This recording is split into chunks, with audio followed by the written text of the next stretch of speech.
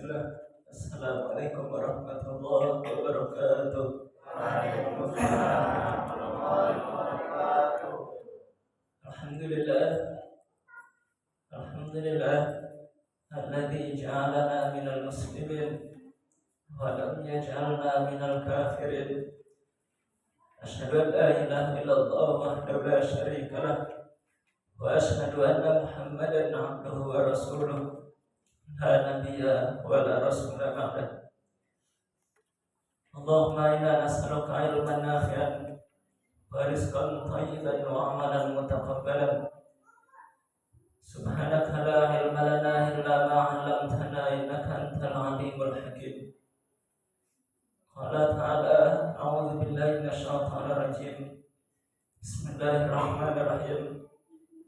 Yarfa'illahu alladziina aamanu minkum walladziina utul ilma darajat wallahu bima ta'maluna khabir. Alhamdulillah, kita bersyukur kepada Allah Subhanahu wa taala karena Allah masih memberikan limpahan nikmat kepada kita. Kita masih diberikan umur, kita masih diberikan kesempatan untuk beribadah kepada Allah Subhanahu wa taala.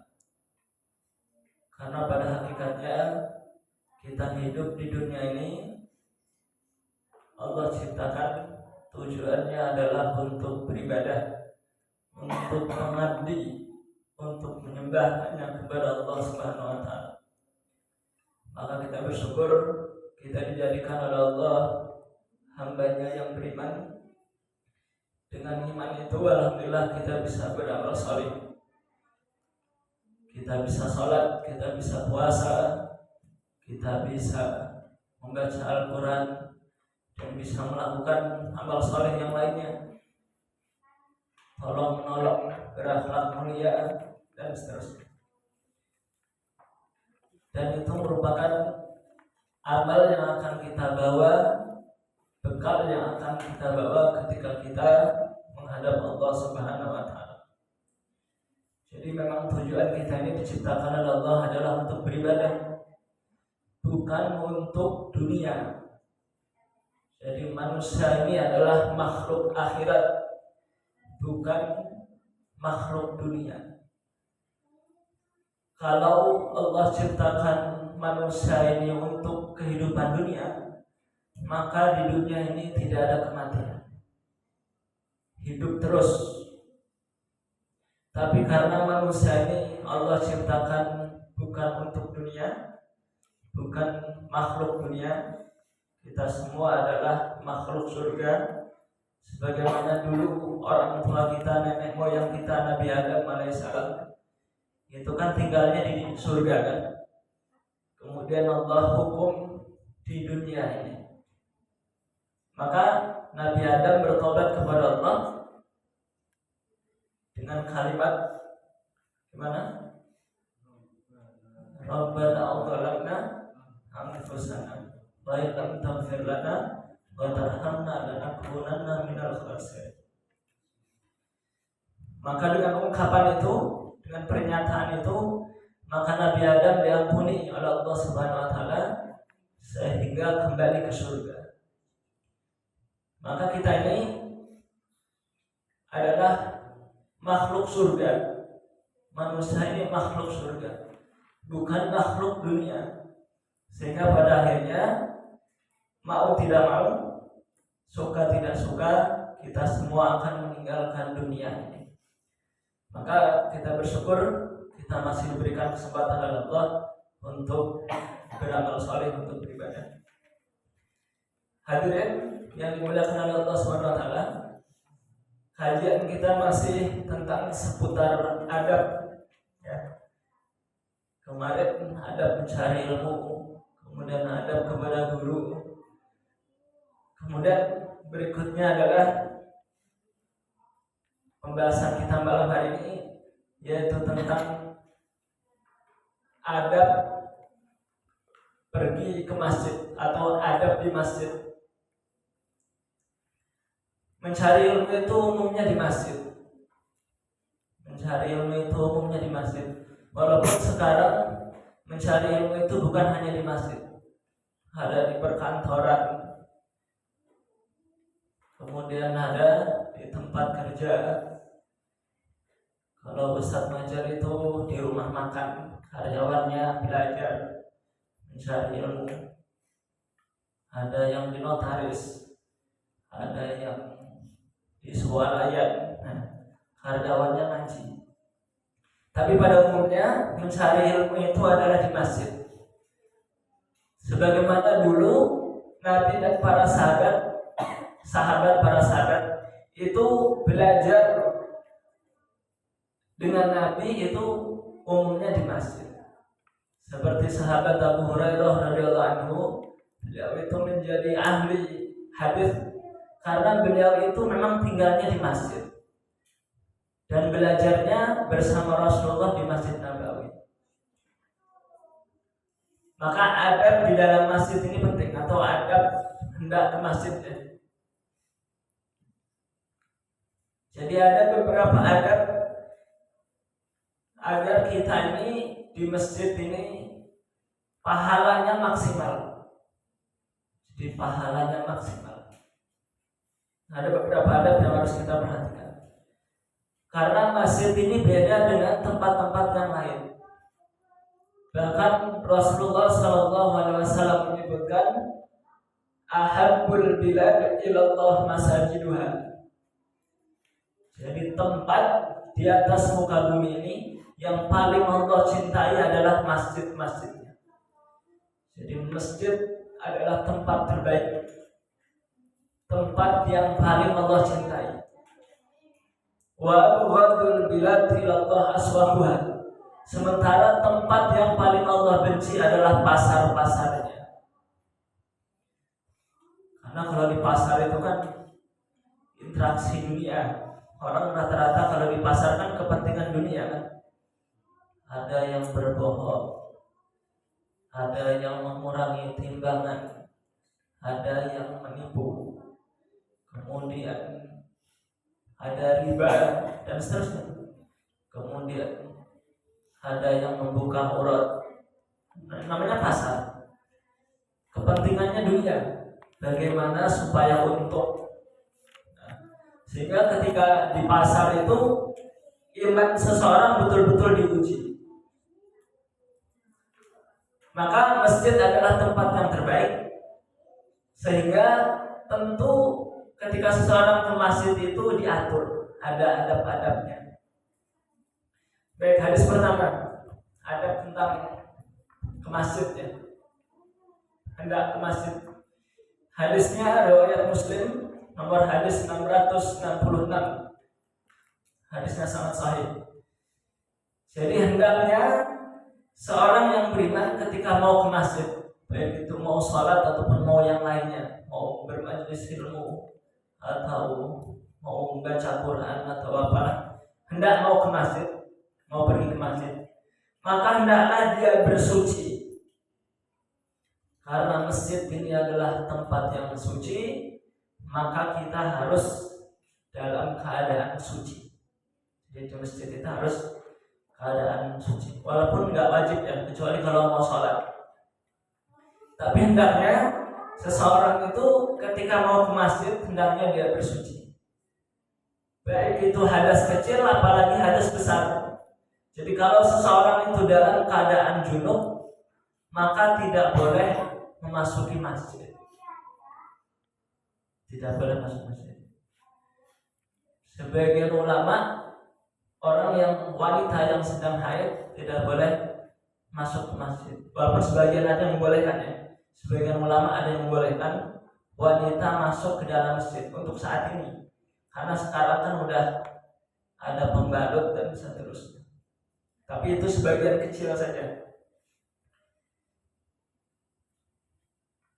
Qala Nabi sallallahu alaihi wasallam, "Man tatahhara fi baitihi, thumma masya ila baitin min buyutillah liyaqdiya faridatan min faraidillah, kanat khatawatahu ihdahuma tahuttu khati'atan wal ukhra tarfa'u darajah." Hadis riwayat Muslim, rawi Muslim. Nabi Shallallahu Alaihi Wasallam bersabda, siapa yang bersuci di rumahnya, berwudu atau mandi. Siapa yang bersuci di rumahnya, kemudian dia berjalan menuju salah satu rumah Allah atau masjid untuk menunaikan kewajibannya, baik itu kewajiban sholat atau kewajiban mencari ilmu atau kewajiban yang lainnya, belajar Al-Quran ya. Jadi siapa yang bersuci di rumahnya kemudian dia berangkat ke masjid untuk menunaikan kewajibannya, maka kata Nabi, satu langkah kakinya akan dihapuskan dosa-dosanya. Jadi setiap langkah itu akan dihapus dosa-dosanya. Dan setiap langkah kakinya juga akan meninggikan derajatnya. Jadi memang utamanya kita itu kalau mau ke masjid wudunya di rumah, afdalnya. Bukan berarti tidak boleh wudu di masjid. Tapi afdalnya kalau kita mukim, kalau anak-anak kan mukim di asrama tuh, maka di asrama itu pastikan ketika mau ke masjid itu sudah dalam keadaan suci. Jelas sampai sini? Jadi beda dengan orang yang wudunya di masjid, dari rumah masih punya hadas, kemudian ke masjid berwudu, maka dia tidak mendapatkan keutamaan ini. Jadi keutamaannya kalau dia wudu di rumah dalam keadaan suci, maka setiap langkahnya diampuni dosanya dan setiap langkahnya akan Allah angkat derajatnya. Jadi bukan cuma diampuni dosanya, tapi diangkat derajatnya. Sehingga semakin jauh rumah seseorang kepada masjid itu, maka semakin banyak ampunan yang Allah akan berikan dan akan semakin banyak dan akan semakin tinggi derajatnya di hadapan Allah Subhanahu wa taala. Jadi ini ada ke masjid ya. Ini penting. Ini hadisnya hadis riwayat Muslim. Hadis sangat sahih. Kemudian berikutnya adab yang kedua. Karena masjid ini adalah sebaik-baik tempat yang paling Allah cintai, maka hendaknya ketika di masjid, terutama untuk laki-laki ya, hendaknya dia memakai wewangian. Ini adabnya. Pakai parfum. Kalau untuk perempuan gimana? Boleh pakai parfum tapi jangan menyengat. Tapi sebaiknya jangan. Kalau keluar rumah sebaiknya jangan pakai parfum. Tapi sekarang kan ada parfum yang nggak menyengat, yang bisa mencium kalau kita aja. Maka tidak boleh memakan makanan yang bau, seperti bawang putih, kemudian apa lagi itu, jengkol, petai, nah itu. Karena terutama mau sholat jamaah, kasihan yang di sampingnya. Begitu imam mengucapkan waladhdallin, nah kalau makan petai, amin, akhirnya aromanya kemana-mana. Nah itu mengganggu. Maka sebaiknya dia tidak memakan sesuatu yang bau. Qala Nabi sallallahu alaihi wasallam, man akala min hadhihi syajarah, yakni athawra, fala yaqrabanna masjidana. Ini hadis riwayat Bukhari dan hadis riwayat Muslim. Kata Nabi, siapa yang makan tanaman ini, yang dimaksud di situ adalah atau bawang putih. Jadi suatu ketika Nabi itu memegang bawang putih. Siapa yang memakan makanan ini, maka janganlah dia mendekati masjid kami sebelum dia betul-betul membersihkannya. Makanya ada siwak ya. Kalau sekarang sikat gigi, ya walaupun masih bisa pakai akar siwak, disunahkan akar siwak. Atau ada siwak yang sekarang sudah dibuat odol kan, udah jadi pasta gigi. Maka kata Nabi sallallahu alaihi wasallam, "Laula an asyqa 'ala ummati la marrannahum bisiwak inda kulli shalah." Kalau saja tidak khawatir memberatkan umatku, maka akan aku wajibkan untuk umatku untuk siwak setiap mau sholat. Jadi maknanya siwak itu sunnah muakkadah, sunnah tapi ditekankan. Supaya apa? Supaya memang betul wangi. Kondisi mulut kita wangi, kemudian pakaian kita juga wangi. Nah ini adab yang kedua ya. Kenapa? Karena masjid ini adalah tempat yang terbaik. Bahkan masjid itu sebaiknya ya disemprot wangi-wangian. Disemprot wangi-wangian. Kalau di Masjid Nabawi Haram itu kan ada apa namanya itu? Yang dibakar itu. Yang dibakar pakai asap gitu ya. Pakai asap. Nah itu wangi gitu. Nah itu disunahkan.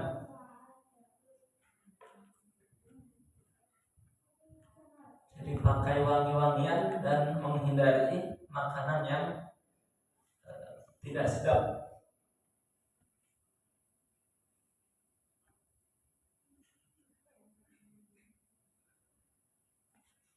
Dalam surat Al-A'raf disebutkan ya, ayat 31. Ini pakai wangi-wangian, kemudian pakai baju yang terbaik, termasuk pakai perhiasan pakaian yang indah. Ya bani Adam, khudhu zinatakum inda kulli masjid. Itu kan dalilnya. Itu surat Al-A'raf ayat 31. Hai anak Adam, pakailah pakaianmu, pakailah zinatakum itu hiasannya. Pakailah hiasanmu, pakailah pakaianmu yang indah di setiap masuk masjid. Jadi masuk masjid itu harus dalam kondisi indah. Pakai aksesoris boleh, atau pakai jam tangan, atau pakai apa itu cincin, perhiasan. Terutama perhiasan yang di sini adalah perhiasan baju yang indah dan wangi. Memakai imamah, memakai sorban itu disunahkan. Jadi pakaian yang indah. Jadi masuk masjid jangan seperti mau masuk mall atau mau pantai. Makanya Ustaz sampaikan kepada santri ya sebaik mungkin. Karena kita mau menghadap Allah. Kalau kita mau menghadap manusia saja kan kita ya mau menghadap siapa sumpamanya, mau menghadap Pak Lurah atau Pak Camat, mau menghadap Bupati gitu kan. Kita nggak berani pakai kaos oblong, pakai celana training, pakai kaos nanti, pakai yang terbaik. Nah ini yang dianjurkan oleh Allah Subhanahu Wa Taala. Ya walaupun sah ketika masuk masjid pakai celana, yang penting untuk aurat itu sah kalau secara fikih. Tapi kalau secara etika, secara adab itu kurang berkenan, kurang bagus. Jadi kalau sholat itu yang penting menutup aurat ya sholatnya sah. Tapi ada adab-adabnya gimana supaya ibadah kita itu nilainya sempurna di hadapan Allah Subhanahu Wa Taala.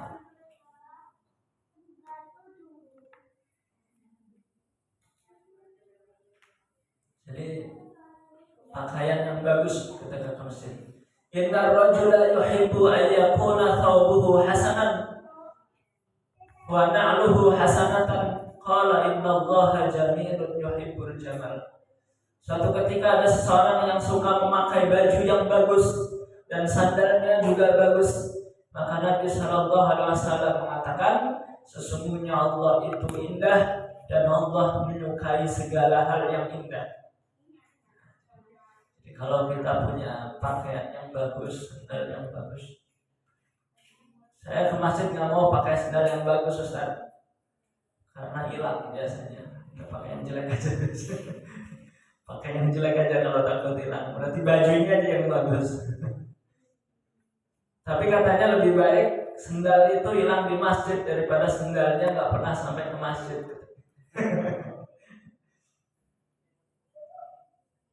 Innallaha jalilun wa yuhibbul jamal. Sesungguhnya Allah itu indah dan menyukai keindahan. Jadi kalau kita punya rezeki yang lebih, kita berpakaian yang bagus, yang rapi, walaupun nggak harus baru, nggak harus mahal ya.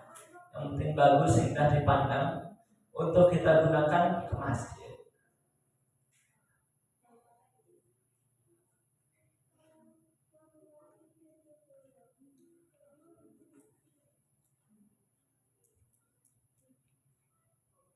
Baik, ini mau ke masjid ya. Jadi pas waktu mau ke masjid.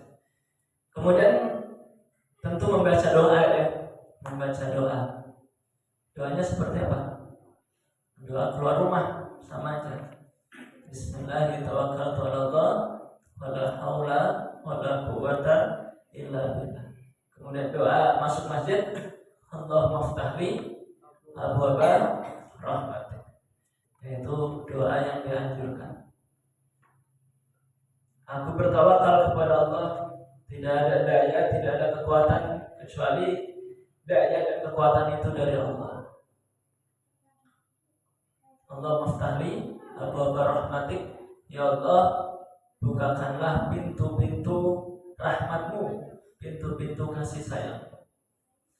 Jadi kita ke masjid itu salah satu tujuannya supaya kita mendapatkan kasih sayang dari Allah Subhanahu wa Ta'ala. Jelas ya? Jadi supaya kita mendapatkan ampunan, supaya kita diangkat derajatnya oleh Allah, supaya kita mendapatkan cucuran kasih sayang dari Allah Subhanahu wa Ta'ala. Jadi kalau Allah sudah sayang kepada kita, maka urusan dunia ini insyaallah selesai. Jadi kalau kita sudah diampuni, derajat kita sudah diangkat, kemudian kita sudah dikasih sayang oleh Allah, sudah disayang oleh Allah, maka urusan dunia kita sudah selesai.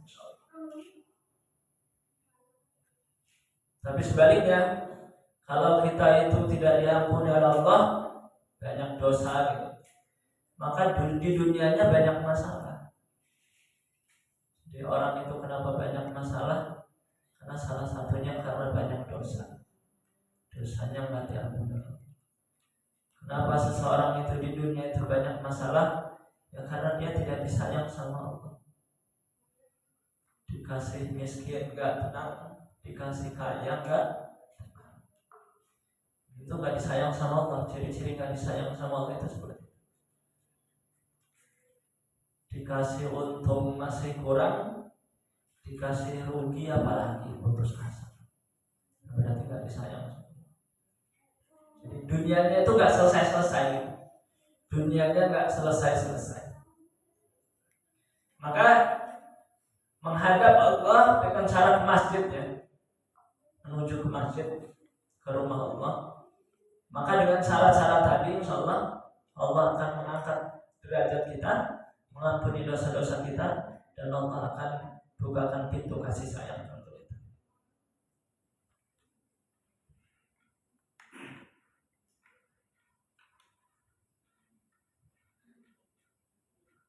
Idza kharaja ar-rajulu min baitihi faqala bismillah tawakkaltu 'ala Allah la haula wa la quwwata illa billah qala yuqalu hina idzin hudita wa qufita wa uqita fafatanaha lahu syayatin fayaqulu lahu syaitan akhar kaifa laka bi rajulin qad hudiya wa qufiya wa uqiya.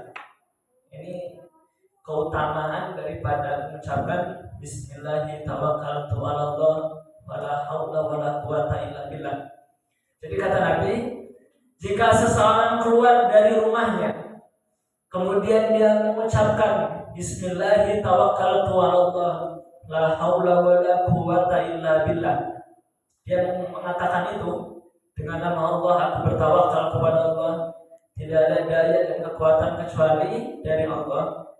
Maka dikatakan ketika itu engkau akan diberi petunjuk, akan dicukupkan akan dijaga, setan pun akan menyingkir darinya.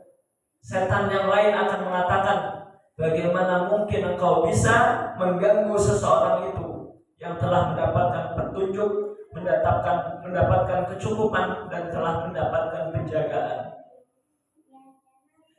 Jadi kalau orang itu keluar rumah, baik itu mau ke masjid ataupun mau ke tempat yang lain ya, mau mencari nafkah, mau bekerja, mau ke sawah, mau ke ladang, mau pokoknya keluar rumah, dia mengucapkan Bismillah tawakkaltu 'ala Allah wala haula wala quwata illa billah, maka dia akan diberikan petunjuk.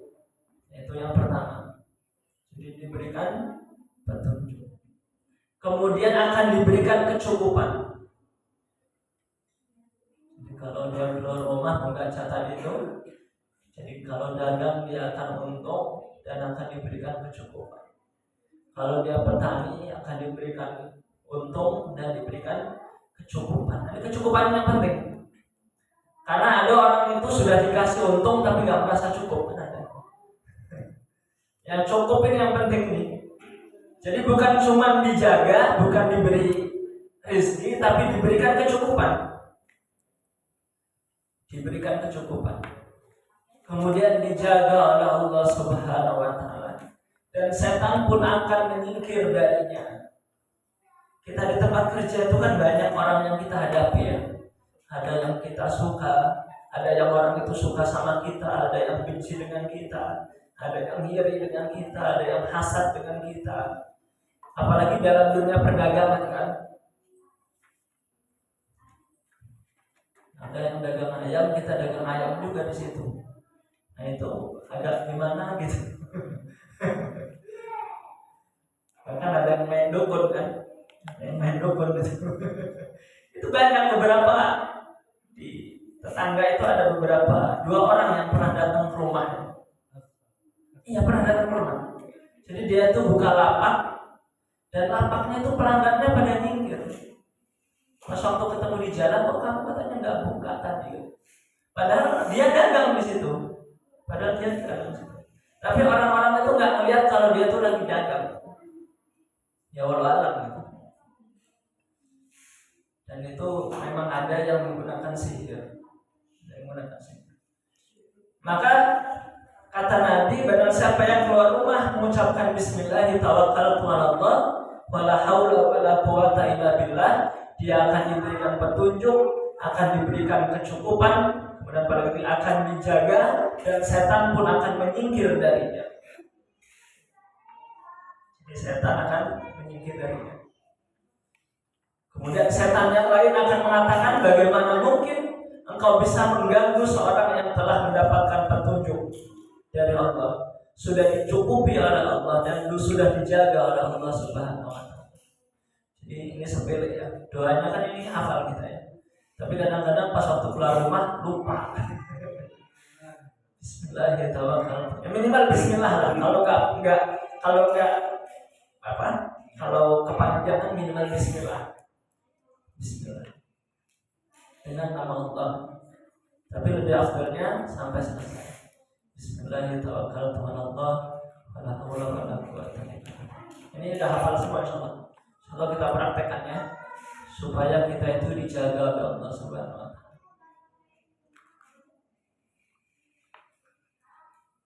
Ma kharaja Nabi sallallahu alaihi wasallam min baiti. Qaddun. Ma kharaja Nabi sallallahu alaihi wasallam min baiti qaddun.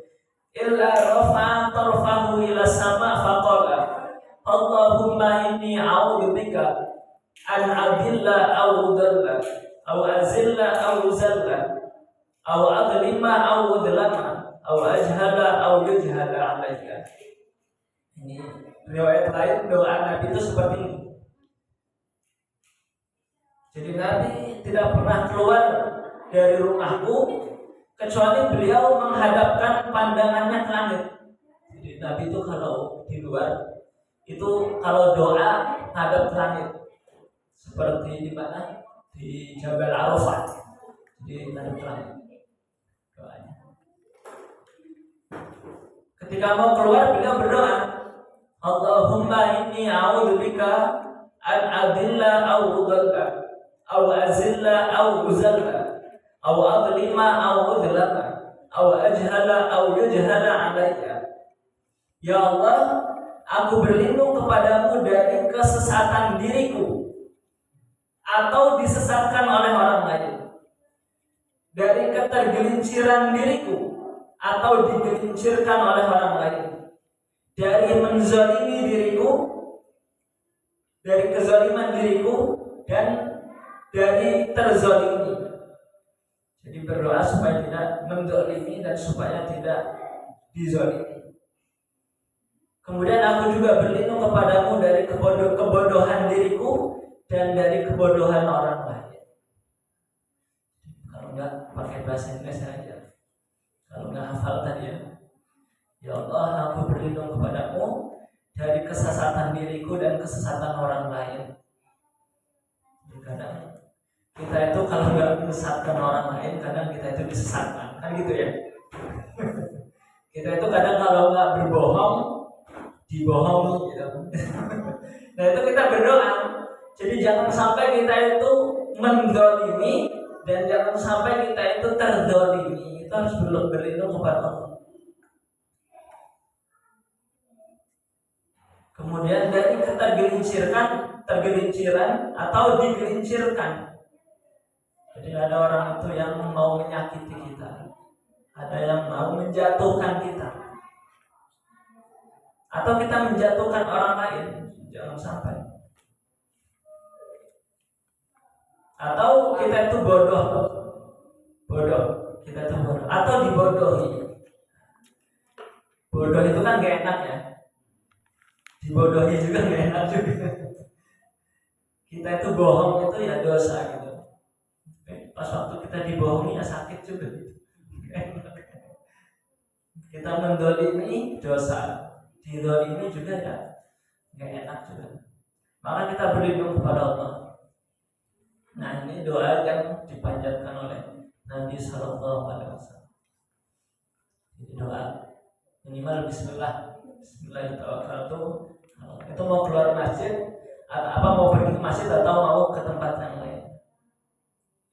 Kemudian berikutnya jalan tenang, jalan dengan tenang, tidak tergesa-gesa. Tidak boleh lari-lari. Jadi dari rumah ke masjid itu nggak boleh lari-lari, sehingga kita ngos-ngosan gitu karena masbuk, terus kita lari-lari ngos-ngosan sehingga pas waktu takbiratul ihram, pas waktu sholat kita nggak khusyuk karena ngos-ngosan, mengkis-mengkis ya. Apa itu? Ya, ngap-ngapan, nafasnya nggak stabil, maka harus tenang. Jadi tidak boleh tergesa-gesa. Jadi ke masjid itu tidak tergesa-gesa, walaupun telat ya, walaupun telat. Masbuk, pas lagi di rumah kalau udah qomat, maka tetap kita ke masjid itu tenang, dalam kondisi tenang. Tetap jalan, tetap biasa. Jadi tidak boleh lari-lari. Ini berdasarkan hadis Nabi Sallallahu Alaihi Wasallam, riwayat Bukhari dan Muslim. Idza sami'tumul iqamah famshu ila shalah wa alaikum bis-sakinah wal waqar wa la tusri'u fama adraktum fasallu wa ma fatakum fatimu. Ini kata Nabi. Jika kalian mendengar iqamah, maka tetap berjalanlah menuju sholat, namun tetaplah tenang dan khusyuk. Jadi jangan terburu-buru, tetap tenang. Jangan tergesa-gesa. Apa saja yang kalian dapati dari imam, maka ikutilah. Sedangkan yang luput dari kalian, maka sempurnakan. Jadi kalau sholat maghrib, kemudian sudah sampai masjid, ternyata imam itu lagi tahiyat awal, maka kita takbir langsung ikut tahiyat awal. Berarti kita masbuknya 2 rakaat ya, karena sholat maghrib. Nanti kekurangannya ya kita sempurnakan. Jelas ya? Jadi tidak boleh terburu-buru. Karena kata Nabi, innal hajalata minasyaitan, karena sesungguhnya terburu-buru itu termasuk dari syaitan. Terburu-buru itu nggak bagus. Bawa motor aja kalau terburu-buru kan nggak bagus. Terburu-buru takut telat gitu, buru-buru akhirnya nabrak orang, jatuh gitu, kepleset. Itu karena buru-buru. Sebaiknya jangan buru-buru.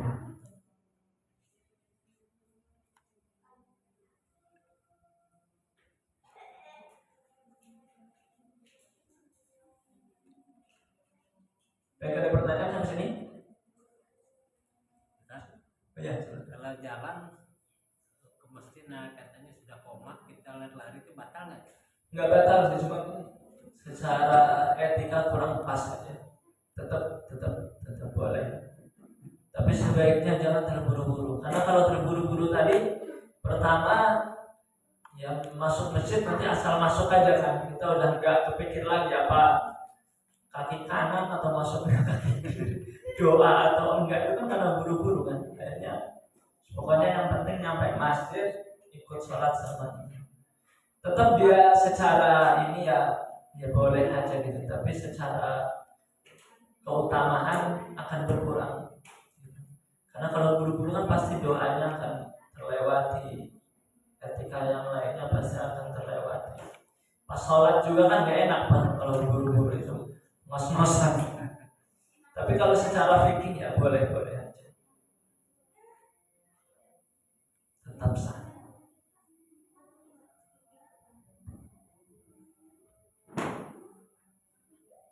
Kemudian masuk masjid menggunakan kaki kanannya, keluarnya kaki kiri. Beda dengan masuk kamar mandi. Karena kamar mandi itu tempat yang paling kotor, tempat yang paling buruk. Masuk pasar kan kaki kiri dulu ya. Kaki kiri dulu masuk ke pasar itu. Ada doanya juga kan, apa doanya? Alhamdulillah. Aku berlindung kepada Allah, pokoknya berlindung kepada Allah masuk pasar. Hanya saja pasar itu kan gerbangnya, pintunya kan nggak tahu tuh pas di mana gitu. Kaki kiri. Tapi kalau masuk masjid menggunakan kaki kanan karena tempat yang terbaik.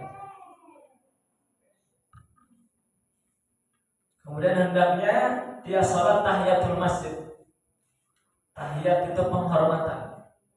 Jadi pas waktu masuk masjid, kalau memungkinkan sebaiknya sholat tahiyatul masjid. Idza dakhala ahadakumul masjidah fala tajlis hatta yusalli rak'ataini. Itu kata Nabi. Jika salah seorang di antara kalian masuk masjid, maka janganlah ia langsung duduk sampai dia mengerjakan sholat 2 rakaat. Sholat untuk menghormati masjid, penghormatan tahiyatul masjid. Kemudian berikutnya untuk laki-laki memilih shaf pertama, sementara untuk perempuan memilih shaf paling belakang. Jadi beda ya. Jadi kalau seumpamanya kita di sini, jadi yang pertama yang diisi yang paling depan, itu kalau laki-laki. Tapi kalau ini tempatnya perempuan, yang paling diisi belakang dulu, baru depannya, itu kalau perempuan. Tapi kalau laki, depannya, belakangnya. Begitu. Jadi kalau perempuan itu berlomba-lomba shaf paling belakang. Nah, contohnya ini. Maka paling belakang. Sementara laki-laki berlomba-lomba shaf paling depan. Kata Nabi, khairus sufufir rijal awwaluha wa syarruha akhiruha. Sebaik-baik barisan untuk laki-laki itu yang paling depan. Sementara yang paling buruk paling belakang. Sementara perempuan kebalikannya. Wa khairus sufufin nisa akhiruha wa syarruha awwaluha. Sebaik-baik barisan perempuan itu paling belakang. Sementara yang paling buruk yang paling depan. Nah, gitu. Jadi kembali, kalau perempuan ini kan ada berapa? 2 shaf ya. Shaf pertama, shaf 2. Maka yang diisi yang paling belakang itu perempuan. Paling depan kalau belakang udah penuh, baru depan. Itu perempuan. Kalau laki depan dulu, baru belakang. Oh enggak harus. Baik itu etika dalam masjid ya, memilih soft pertama, dan itu paling afdal. Baik, cukup sampai sini. Sudah bisa, mudah-mudahan kita semua termasuk orang-orang yang cinta dengan masjid. Hati kita terpaut dengan masjid. Karena ada 7 orang yang akan dilindungi oleh Allah pada hari kiamat. Salah satunya adalah rajulun mu'allaqun qalbihi bil masajid. Jadi nanti pada hari kiamat akan dilindungi oleh Allah, yaitu seorang laki-laki yang hatinya senantiasa rindu dengan masjid. Suatu azan langsung ke masjid, suatu azan langsung ke masjid. Bahkan dia nunggu kapan azan, saya mau ke masjid. Itu nanti pada hari kiamat kata Nabi, orang yang seperti itu akan dilindungi oleh Allah Subhanahu wa taala. Mudah-mudahan kita termasuk orang-orang yang cinta dengan masjid, kemudian berangkat ke masjid dengan adab-adab yang telah Rasulullah Sallallahu Alaihi Wasallam ajarkan kepada kita. Kita tutup dengan hamdalah. Alhamdulillahirobbilalamin. Subhanallahumma wa bihamdika asyhadu an la ilaha illa anta astaghfiruka wa atubu ilaik. Mohon maaf atas segala kekurangan. Assalamualaikum warahmatullahi wabarakatuh. Waalaikumsalam warahmatullahi wabarakatuh.